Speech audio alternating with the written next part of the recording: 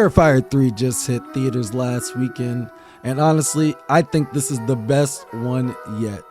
But before I talk about the movie, I want to talk about the people who are talking behind me. And at first, I found it bothersome, and I really just wanted to... You need to shut the fuck up! But at the end of it, it just really added to the awe of the movie.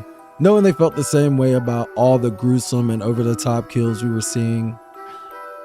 And these are some of the meanest kills. And I don't mean that like, oh, the most vicious. Yes, they are vicious. But I meant that literally. The meanest kills.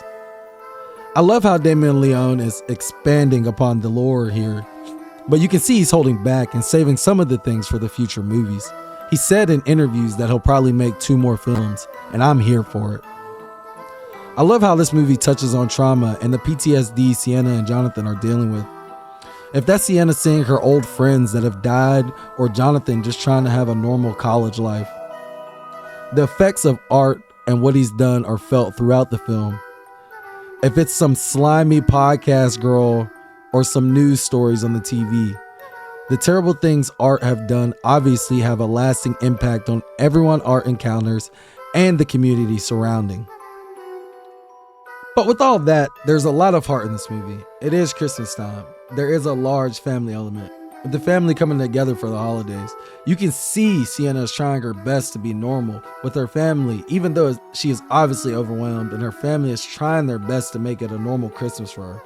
All that while there is this dark, looming threat that is Art the Clown. Now, this movie does have its cons. There are some off-screen kills that just don't sit right with me. When you show some crazy and some gruesome things and there's people killed off-screen, it just doesn't really make much sense. I know this movie isn't going to be for everyone. It really isn't. Hell, the whole franchise really. But it does have its fandom.